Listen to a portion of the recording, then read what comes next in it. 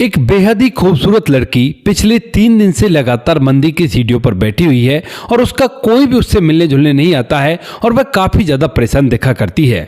एक परचून की दुकान वाला लड़का उसे देख रहा था लगातार पिछले 3 दिन से, लेकिन आज जब उसकी तरफ देखता है तो देखने के बाद उसे बड़ा ही अजीब महसूस होता है कि मानो वह काफी ज्यादा बीमार हो और बीमारी की हालत में वह यहाँ पर काफी ज्यादा मशक्कत कर रही हो। इसी बात को देखकर वह उसके पास जाता है और वहां पर जाने के बाद जब उसे बातचीत करता है तो वह एक ऐसी कहानी उसे सुनाती है जिसे सुनने के बाद उसकी आंखों में भी आंसू आ जाते हैं और वो कहता है कि चलो, अगर तुम्हारा कोई नहीं है तो तुम मेरे साथ चलो। सबसे पहले तो मैं तुम्हें हॉस्पिटल ले जाऊंगा और उसके बाद आगे जो होगा सो देखा जाएगा।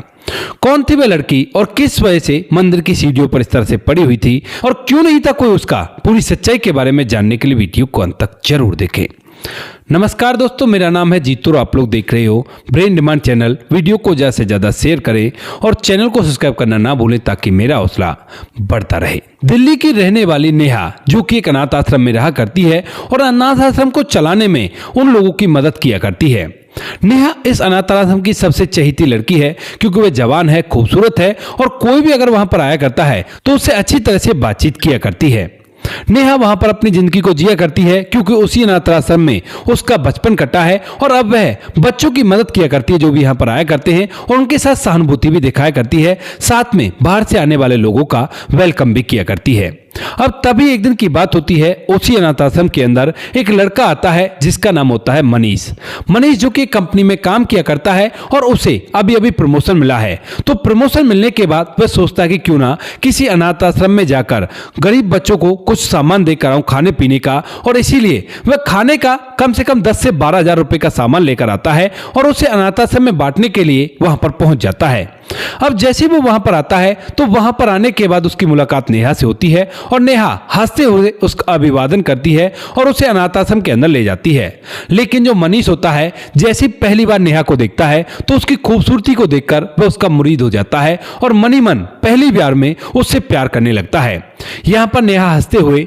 सभी बच्चों को उसके जो लाए हुए गिफ्ट थे उनको बंटवा देती है और बंटवाने के बाद जब मनीष यहाँ से वापस चला जाता है तो अब नेहा का चेहरा बार बार उसकी आंखों के सामने घूम रहा था और उसे लग रहा था कि ये लड़की कुछ अलग है और इसके अंदर कोई ऐसी चीज तो है जो मुझे अपनी तरफ खींच रही है। धीरे धीरे 1-2 दिन बीतते हैं लेकिन उससे नहीं रहा जाता और फिर से वह कुछ सामान और ऐसा ले आता है, यानी कि किसी दुकान से छोटे छोटे कपड़े ले आता है जो कि बच्चों के पहनने के काम आ सकते हैं, क्योंकि अब उसे नेहा से मिलना था और इसीलिए जैसे ही वो कपड़े लेकर आता है तो फिर से नेहा से उसकी मुलाकात होती है और यहाँ पर आज वह उससे बातचीत करने लगता है। कहता है कि तुम कौन हो, यहाँ पर क्यों रहा करती हो, आगे क्या कारण है, क्या तुम सेवा करने के लिए यहाँ पर आई हो या फिर कोई और नाता है इस अनाथ आश्रम से तुम्हारा। तो उसके बाद नेहा उसे अपनी पूरी कहानी बता देती है। कहती है कि बचपन में ही माता पिता एक हादसे में इस दुनिया को छोड़कर चले गए थे और उसके बाद से मैं इसी अनाथ आश्रम के अंदर रहकर अपना जीवन व्यतीत की हूँ। धीरे धीरे मैं बड़ी हो गई, लेकिन बड़ी होने के बाद मैंने सोचा क्यों ना यहीं पर सेवा की जाए, क्योंकि यहाँ की जो हमारी हेड है यानी कि जिसके अंडर में मैं काम किया करती हूँ वो बहुत ही अच्छी है और वो एक माँ की तरह उसने मेरी देखभाल की थी, तो मैं भी यही चाहती हूँ कि बच्चों की इसी तरह से देखभाल करूँ। यह बात सुनकर जो मनीष होता है, अब तक जो उससे प्यार किया करता था वह उसका प्यार और भी ज्यादा गहरा हो जाता है और उसे लगता है कि ये तो बहुत ही अच्छी लड़की है जो दूसरे बच्चों के लिए इतना सोच रही है, जिससे वो प्यार करेगी तो उसके लिए भला कितना सोचेगी। इसी वजह से वह अब बार बार वहां पर आने लगता है किसी न किसी काम को लेकर और इसी वजह से नेहा से उसकी ज्यादातर मुलाकातें होने लगती हैं और इन मुलाकात के दौरान जो नेहा होती है वह भी मनी मन उसे पसंद करने लगती है, क्योंकि मनीष भी काफी अच्छा था, उसकी बातचीत का व्यवहार काफी अच्छा था और इसीलिए वह भी उसे पसंद करने लगती है। धीरे धीरे कुछ समय बीतता है और कुछ समय बाद एक दिन जो मनीष होता है वह नेहा से अपने प्यार का इजहार कर देता है और इधर जो नेहा होती है वह भी अपने प्यार का इजहार मनीष से कर देती है। लेकिन तभी जब मनीष कहता है कि ठीक है तो हम लोग शादी कर लेते हैं, तो जो नेहा होती है वो कहती है देखो, अगर मुझसे शादी करनी है तो मेरी जो वार्डन है यानी कि जिनको मैं यहाँ पर अपनी माँ के समान समझा करती हूँ उनसे बातचीत करनी होगी और वो जैसा कह देंगी वैसा ही हम दोनों के बीच में होगा। उसके बाद जो मनीष होता है उसकी माँ समान उस महिला से बात करता है जिसका नाम सुमित्रा होता है और सुमित्रा जब ये बात देखती है कि ये लड़का नेहा से प्यार किया करता है तो उसे भी इस बात की बड़ी खुशी होती है और वो कहने लगती है कि बेटा ये तो बहुत अच्छी बात है, अगर तुम सच तुम ही नेहा से प्यार किया करते हो तो ऐसा करो, अपने घर वालों को लेकर आ जाओ और यहीं पर शादी की बात कर लेते हैं। सुनील को भी इस बात से कोई भी आपत्ति नहीं होती और वो कहता है कि ठीक है, मैं किसी दिन आता हूं और शादी के बाद यहीं पर कर लेते हैं। लेकिन जैसे वो घर जाकर अपने माता पिता को ये बात बताता है कि मैं ऐसे ऐसे एक अनाथ लड़की से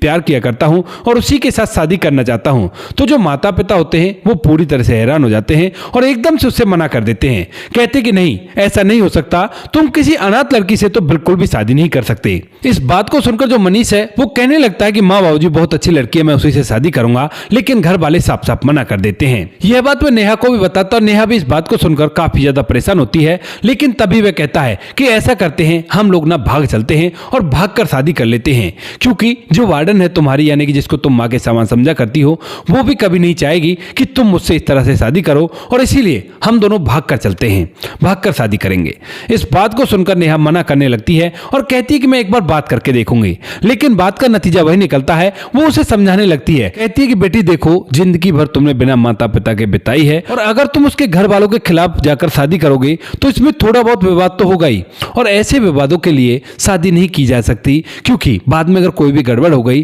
तो फिर तुम्हारी जिंदगी बद से बदतर हो जाएगी। इस बात को सुनकर यहाँ पर नेहा फिलहाल तो चुप रहती है, लेकिन जैसे वो मनीष को बताती है तो उसके बाद मनीष कहता है कि देखो, तुम्हारी जो वार्डन है जिसको तुम मां समान समझा करती हो, वो भी नहीं चाहेगी, तो हमें ना भागकर ही शादी करनी होगी, क्योंकि मैं तुम्हारे बिना नहीं रह सकता। इसके बाद नेहा भी इस बात के लिए मान जाती है और वो दोनों भागकर शादी कर लेते हैं। कहता है कि मनीष की कोई बात नहीं, मेरे घर वाले मुझसे प्यार किया करते हैं और वो मुझे अपना लेंगे। शादी करने के बाद ऐसा ही होता है दोस्तों, जब वह अपने घर जाता है तो माता पिता उसे अपना लेते हैं और घर के अंदर रखने लगते हैं, लेकिन उनके मन में ये बात रहती है कि ये शादी हमारे खिलाफ हुई है और ये जो लड़की है ये हमारी इच्छा के विरुद्ध इस घर के अंदर आई है। फिलहाल वो बेटे की वजह से कुछ नहीं कहते हैं, लेकिन फूटी किस्मत नेहा की, जैसे शादी को 2 महीने बीतते हैं तो 2 महीने बाद अचानक से जब एक दिन मनीष काम से लौट रहा था तो उसी दौरान उसका एक रोड एक्सीडेंट होता है और रोड एक्सीडेंट के कारण वह इस दुनिया को छोड़कर चला जाता है। अब जब नेहा को यह बात पता चलती है तो वो फूट फूट कर रोने लगती है, अपने जीवन को दुहाई देने लगती है कि कैसा मेरा भाग्य है, बचपन में माता पिता मुझे छोड़कर चले गए और उसके बाद अब मेरा पति भी मुझे छोड़कर जा चुका है। यहाँ पर जो उसके सास ससुर होते हैं वह भी उसी को दोष देते हैं और उसे खरी खोटी सुनाने लगते हैं। कहते हैं कि इतनी मनहूस है, यहाँ पर आ गई और हमारे बेटे को भी खा गई। लेकिन नेहा, जो कि रो रोकर काफी ज्यादा परेशान हो चुकी थी, वह कैसे भी करके अब अपनी भावनाओं को कंट्रोल करती है। कुछ लोग उसे सहानुभूति देते हैं और धीरे धीरे कुछ समय बीतता है। माता पिता भी चुपचाप हो जाते हैं, क्योंकि बेटा तो उनका जा ही चुका है, अब ये बहू है जो घर के अंदर रहा करती है, ऐसा ही सोच लेते हैं कि कोई बात नहीं। लेकिन जैसे ही उसको मरे हुए, यानी कि उसके पति को इस दुनिया से जाए हुए लगभग 1 महीना होता है, तो 1 महीने बाद अचानक से जो नेहा होती है उसे उल्टी होने लगती है। जैसे ही ये बात सास को पता चलती है तो सास एकदम से उस पर बरस पड़ती है। कहती है कि तुम्हें उल्टी हो रही है, इसका मतलब तू गर्भवती है। तो उसके बाद नेहा कहती है हाँ माँ जी, लगता तो ऐसा ही है। लेकिन सास इस बात को मानने से इनकार कर देती है कि ये जो बच्चा इसके पेट में पल रहा है ये उसके बेटे का है। नेहा कहना भी चाहती है, लेकिन सास उसकी एक नहीं सुनती है और कहती है कि अब ये कैसा कलंक हमारे परिवार पर लगाएगी और इसीलिए अब तू ऐसा कर, इस घर को छोड़कर चली जा, क्योंकि जिससे तेरी शादी हुई थी वो तो यहाँ पर है ही नहीं और तू जहां जाना चाहती है वहां जा सकती है। नेहा उनसे रिक्वेस्ट भी करती है, लेकिन वो लोग एक नहीं मानते हैं और उसे धक्के देकर घर से बाहर निकाल देते हैं। नेहा वहां से निकल जाती है और निकलने के बाद सोचने लगती है कि क्यों ना मैं अपने आप को इस दुनिया से विदा कर लूं। लेकिन जब वह ऐसा करने के बारे में सोचती है तो उसी दौरान उसके दिमाग में एक और ख्याल आता है, अपने पेट में पल रहे उस बच्चे का, जो बच्चा किसी और का नहीं उसके प्यार की निशानी है, और इसी वजह से वह इस फैसले को कैंसिल करती है। लेकिन अब वह जाए तो जाए कहां, क्योंकि जब उसने भागकर शादी की थी तो उसी वजह से वह अनाथ आश्रम में भी नहीं जा सकती और कोई उसका इस दुनिया में अपना कहने वाला उससे नहीं है। तो इसीलिए नेहा इधर उधर भटकती है और भटकते भटकते एक मंदिर पर जाकर सीढ़ियों पर बैठ जाती है और सोचती है कि अब तो ऊपर वाला ही करेगा जो कुछ करना है, मैं तो यहीं पर रहूंगी उनकी देहरी पर, चाहे वो चाहे तो मुझे इस दुनिया से विदा भी कर सकता है, जो होगा सो देखा जाएगा। ऐसा सोचकर नेहा मंदिर की सीढ़ियों पर बैठ जाती है। लेकिन तभी उसी मंदिर के पास में एक परचून की दुकान होती है, जिस दुकान को एक सुनील नाम का लड़का चलाया करता था। सुनील के घर में सुनील है, सुनील की माँ है और उसकी माँ और वो दोनों एक गरीब बस्ती में रहा करते हैं। यहां पर जब वह नेहा को देखता है तो देखने के बाद उसकी खूबसूरती को देखकर एकदम से हैरान हो जाता है कि कितनी खूबसूरत है और किस तरह से मंदिर की सीढ़ियों पर बैठी है। लेकिन फिर वह अपने काम धंधे में लग जाता जाता है और धीरे धीरे रात हो जाती है। अब रात के समय जब उसकी दोबारा से मंदिर की सीढ़ियों पर नजर जाती है तो वह जो नेहा होती है वो फिर से वहीं पर बैठी हुई थी। कुछ लोगों ने उसे प्रसाद वगैरह दे दिया था, उस प्रसाद को खाकर वहीं पर बैठी रहती है। अब ये बात देखकर सुनील जो होता है वह हैरान तो होता है, लेकिन फिर इसे नियति समझकर चुपचाप वहां से चला जाता है। अगला दिन होता है, अगले दिन फिर से वह आता है और पूरे दिन भर जो नेहा वो वहीं पर बैठी हुई मिलती है। शायद रात को वो वहीं पर कहीं ना कहीं अपनी नींद पूरी कर ली होगी। दूसरा दिन भी कंप्लीट हो जाता है, लेकिन जैसे तीसरे दिन आता है तो तीसरे दिन सुबह सुबह जब वह दुकान खोलकर मंदिर की सीढ़ियों पर देखता है तो देखने के बाद आज एक अजीब सी बात नोटिस करता है, क्योंकि जो नेहा पहले से काफी ज्यादा उदास रहा करती थी, आज वह उदास के साथ कुछ परेशान सी भी है, जैसे कि उसे कोई बीमारी हो गई हो और इस बीमारी से लड़ने की वह कोशिश कर रही हो। अब यह बात देखकर उसे उस पर तरस आने लगता है, क्योंकि अब तक वह यह तो समझ चुका था कि इसका इस दुनिया में कोई भी नहीं है। इसीलिए वह उसके पास जाता है और वहां जाकर उससे पूछने लगता है कि सुनिए, अगर आप बुरा ना मानो तो क्या मैं आपसे कुछ पूछ सकता हूं। इधर जो नेहा होती है वो कहती है कि हाँ पूछिए, बताइए क्या बात है। तो वह कहने लगता है कि आप यहाँ पर पिछले 3 दिन से लगातार हो और आज आप काफी ज्यादा परेशान लग रही हो। क्या मैं पूछ सकता हूँ कि क्या आपका कोई अपना नहीं है और आपको क्या हुआ है जो आप इतनी परेशान आज दिखाई दे रही हो? आपको लग रहा है कि शायद आप बीमार हो। तो उसके बाद जो नेहा है वो एकदम से अपनी आंखों में आंसू ले आती है और जब सुनील देखता है कि वो रो रही है तो वह कहता है कि देखिए, अगर गलत पूछ लिया हो तो बिल्कुल से मुझे नहीं जानना और आप रो मत इस तरह से। लेकिन तभी नेहा अपने आंखों के आंसू पहुंचती है और सुनील को अपनी पूरी कहानी बता देती है। सुनील जब इस बात को सुनता है तो उसे लगने लगता है कि यार इसके साथ तो बहुत गलत हुआ है। इसने प्यार ही किया था और प्यार करके अपने घर को बसाना चाहती थी, लेकिन अब इसमें क्या गलती है इसकी जो इसके माता पिता से छोड़ गए और साथ में इसका पति से छोड़ गया, जो घर वालों ने इसे मनुष्य कहकर घर से निकाल दिया। साथ में इसके पेट में जो बच्चा है वो उसके ही पति का, और इस बात के बारे में वो बता भी चुकी है, लेकिन फिर भी वो लोग इस बात का विश्वास क्यों नहीं कर रहे। इस बात को सोचते हुए यहाँ पर जो सुनील होता है वो उसके पास बैठता है और कहता है कि देखिए, बिल्कुल भी मुझे गलत मत समझना, मैं ना आपका सबसे पहले इलाज करवाना चाहता हूं, क्योंकि जब बच्चा पेट में हुआ करता है तो छोटी सी भी लापरवाही बच्चे की जिंदगी पर बहुत गहरा इफेक्ट डाल सकती है और सबसे पहले आपको मेरे साथ हॉस्पिटल चलना होगा। नेहा उसकी तरफ देखती है, पहले तो मना भी करती है, लेकिन सुनील इस बात की जिद करता है, कहता है कि कोई बात नहीं, अपने लिए ना सही इस बच्चे के लिए तो जा सकती हो, क्योंकि जब इस बच्चे के लिए आप इस दुनिया में रहने का फैसला कर सकती हो तो इस बच्चे के लिए हॉस्पिटल भी तो जा सकती हो। तो यहां पर सुनील की बात को नेहा मान जाती है और सुनील उसे लेकर सबसे पहले हॉस्पिटल जाता है।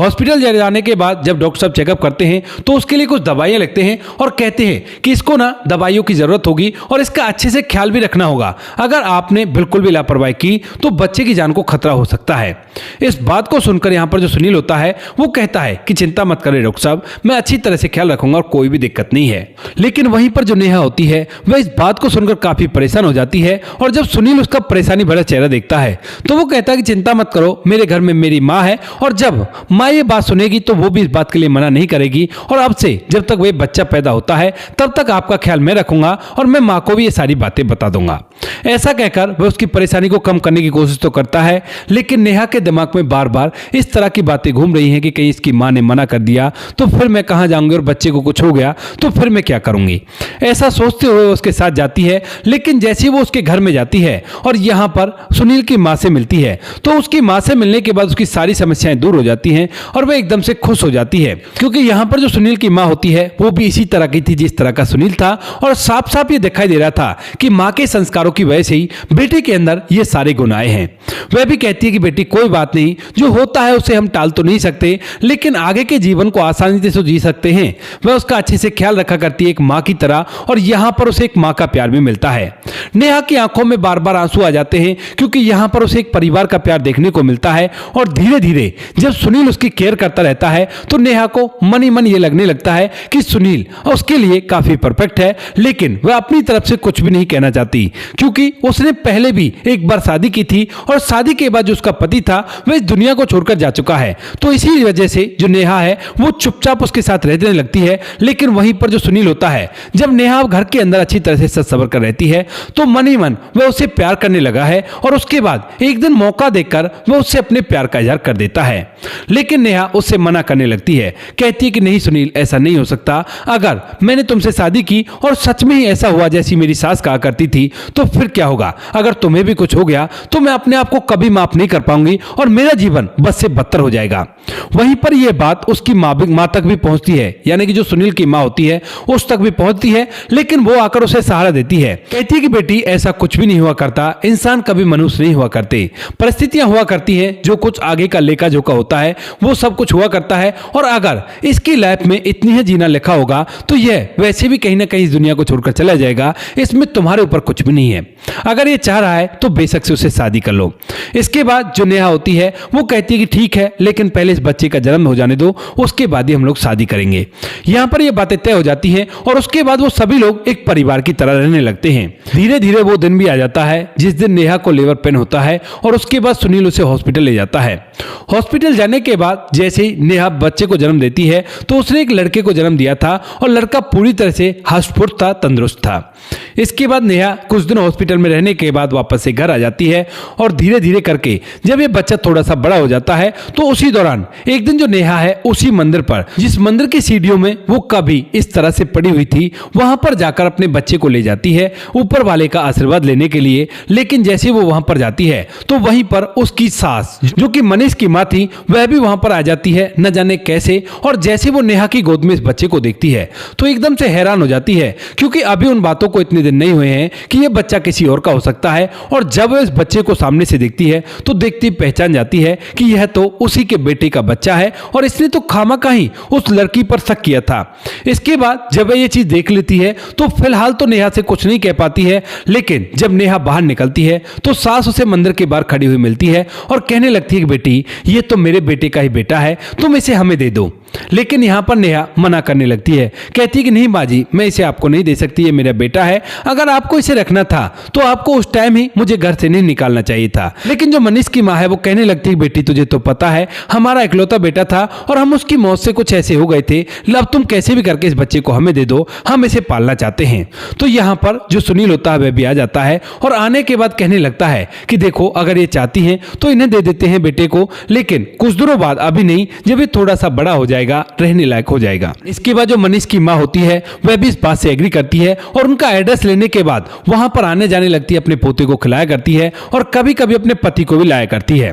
कुछ दिनों बाद जब वह बच्चा ऐसा हो जाता है तो यहाँ पर धीरे धीरे वह अपने दादा दादी के पास जाने लगता है और उनको जानने पहचानने लगता है। इधर जो नेहा है उसने सुनील से शादी कर ली है, लेकिन शादी करने के बाद वह आज तक भी वहां पर जाया करती है और सुनील मनीष के माता पिता की भी देखरेख इसी तरह से किया करता है जैसे कि अपने माता पिता की किया करता है और उसकी मां को भी वह अच्छी तरह से खुश रखा करता है।